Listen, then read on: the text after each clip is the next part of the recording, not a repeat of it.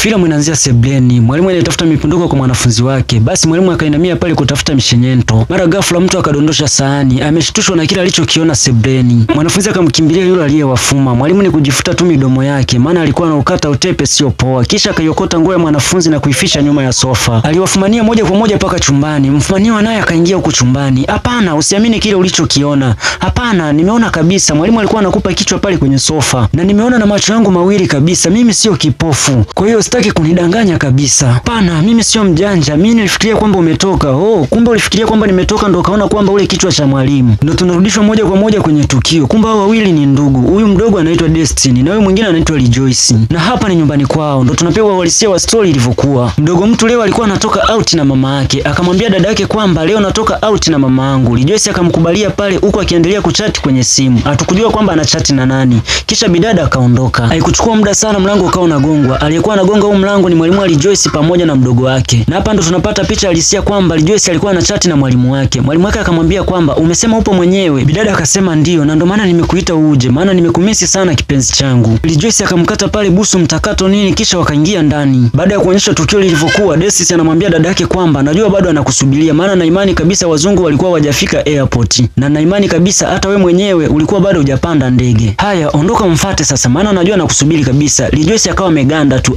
Kwa hiyo hutaki kuondoka? Nipishe.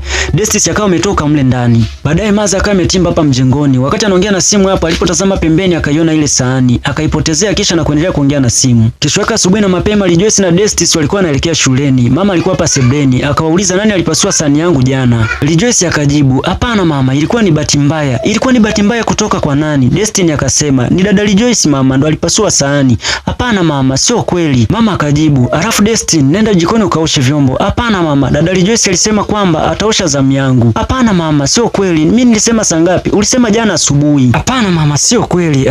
Sawa, basi ngoja nimwambie." "Mama, jana nimemkuta dada Rejoice pale kwenye sofa." Rejoice akadakia, "Mama, nilikuwa na mto wangu." Basi mama akawaruhusu pale wakaondoka. Moja kwa moja tunatupwa paka mjini shuleni. Rejoice anakutana na mwalimu wake. Mwalimu anakuwa na wasiwasi sana, anamuuliza kuhusu jana. Anamuuliza Destiny alimwambia mama kuhusu kile kilichotokea jana. Rejoice anamwambia mwalimu kwamba hapana, hajamwambia kitu chochote. Basi mwalimu anashukuru pale kisha anamwambia aende darasani. Basi bana, muda wa mapumziko mwalimu alikuwa anakula zake huko misele. Akakutana na Destiny. Destiny akamuonyesha ishara kwamba anakuangalia. Mwalimu akamtazama Destiny pale kisha akaondoka zake. Mida fulani hivi tunamcheki Rejoice akiwa na Mr. Diamond huko darasani. Basi mwalimu alikuwa analila pale tikiti, lakini anavokula tikiti kwa madaa sana. Basi Rejoice akawa anavuta hisia kupitia lile tikiti. Ona mwalimu anavokula lile tikiti. Kisha Rejoice akamwambia mwalimu kwamba usifanye hivyo, mbona unafanya vitu vya kijinga sana? Lakini mwalimu akawa elewi. Cheki anavokula hilo tikiti. Masaa fulani hivi tunamcheki Mr. Diamond akawa ametimba hapa maskani kwao na Rejoice. Hapa alikuwa amekuja kumfundisha namna ya kusolve maswali. Upande wa pili huko akatokea mama, akawa anamchungulia Mr. Diamond anavomfundisha mtoto wake. Akawa anajisemea moyoni kwamba huyu ndo mwalimu anayefaa kufundisha watoto wangu, bila kujua kwamba amekaribisha fisi kwenye zizi la mbuzi. Baada ya Mr. Diamond kumaliza kumfundisha Rejoice pale, mama akawa amemuita ndani, akamwandikia pale cheki ya malipo ili akatoe pesa.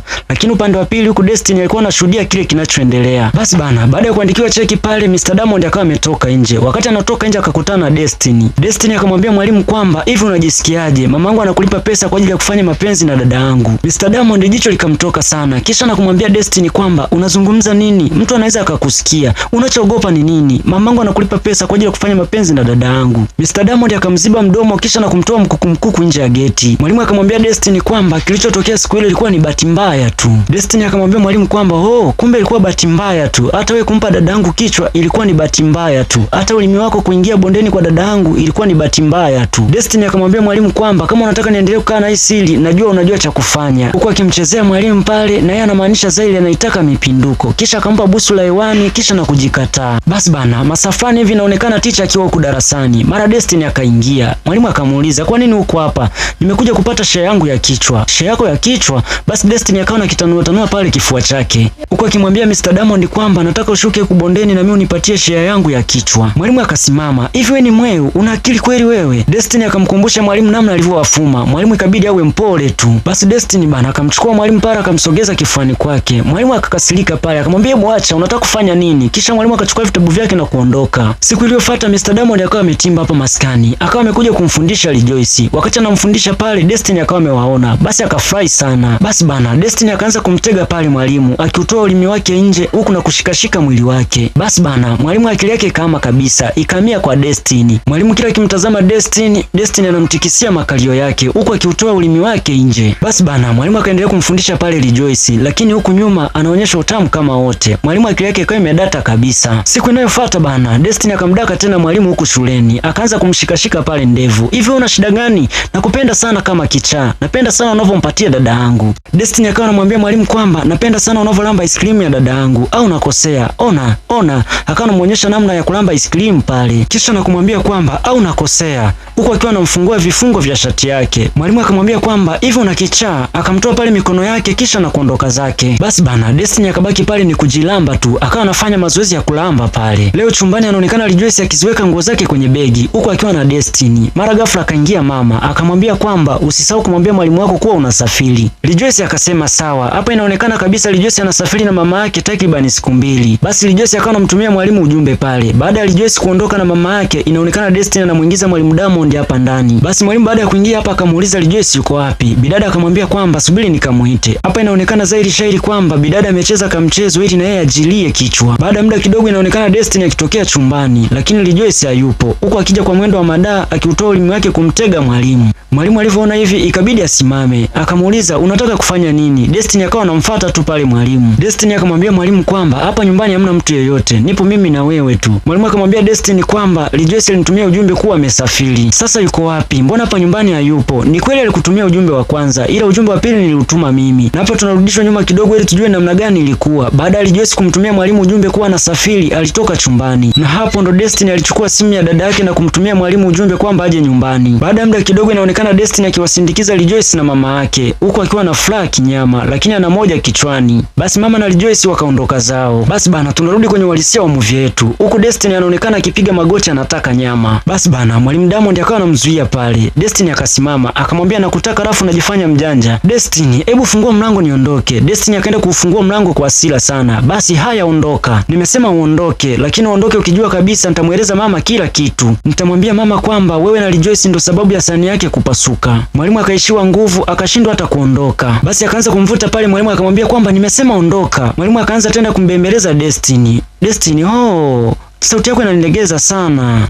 Unajua nakupenda. Kwani wewe ni kipofu huwezi kuona? Basi akawa anamshikashika pale kisha akamvua shati yake. Basi mwalimu akambeba juu kisha na kumkaliza juu ya sofa. Ni mabusu tu yanatembea. Mwalimu akashuka bondeni, safari ikaanza. Basi bana, baada ya siku kadhaa kupita, Destiny leo akiwa shuleni, akawa anazungumza na rafiki yake. Mara ghafla akahisi kichefuchefu, akakimbia kwenda kutapika. Rafiki yake akamuuliza, "Destiny uko sawa?" "Ndio niko sawa." "Una uhakika?" "Ndio niko sawa." Kisha wakaondoka. Kwa hiyo hapa inamaanisha kabisa mwalimu kampatia mwanafunzi mimba. Hii ni siku nyingine tena. Anaonekana Destiny akiingia ofisini kwa mwalimu huku akiwa na madoido kinoma. Mezani kwa mwalimu Diamond akaweka kibarua pale kisha na kuondoka. Mwalimu Diamond akazugazuga pale kisha akachukua kile kibarua. Mwalimu akafungua kile kibarua. Baada ya kusoma akasema nini? Mwalimu mwenzake ni kumshangaa tu. Kwa hiyo inamaanisha zaidi Destiny amemwandikia mwalimu kuwa ana mimba. Basi bana, masaa fulani anaonekana mwalimu akiwa na Destiny huku amemweka chemba, akampatia pale dawa ya kienyeji ya kutoa mimba. Akamwambia kunywa tu hii dawa, inatoa mimba faster sana. Una uhakika? Ndio nina uhakika. Basi akamnywesha pale. Baada ya muda kidogo Destiny akaanza kuona mawenge pale. Dunia akawa anaiona mara mbili. Mwalimu akamwambia kwamba hapo dawa inafanya kazi. Destiny akaanza kugulia maumivu ya tumbo kisha na kukaa chini. Mwalimu akamwambia Destiny, ngoja nikufuatie dawa ya kupoza maumivu. Kisha mwalimu akaondoka. Mwalimu anaondoka tu, Destiny akazidiwa akapoteza maisha. Baada ya muda kidogo mwalimu akawa amerudi. Alipofika hapa akamkuta Destiny amelala chini. Akaanza kumwamsha pale. Kila anapomwamsha Destiny atikisiki wala nini. Akamshika mishipa pale akagundua Destiny ameshafariki. Moja kwa moja akambeba akamweka begani. Akachungulia dirishani akagundua hakuna watu. Akaondoka naye moja kwa moja paka huku polini. Huku polini mwalimu Diamond anaonekana akichimba kaburi. Baada ya kumaliza kuchimba kaburi pale anaonekana amembeba Destiny kwenye bega kisha na kumlaza hapa chini. Huku akiwa makini sana akihakikisha hamna mtu yeyote anayemuona. Basi baada ya hapo akamvuta Destiny na kumuingiza kwenye shimo. Na hapa inakuwa mwisho wa sehemu ya kwanza. Tukutane sehemu ya pili. Usisahau kusubscribe, kulike, kucomment pamoja na kushare. Bofya alama ya kengele ili uwe mtu wa kwanza kupata kazi kali tunazoziachia kila siku.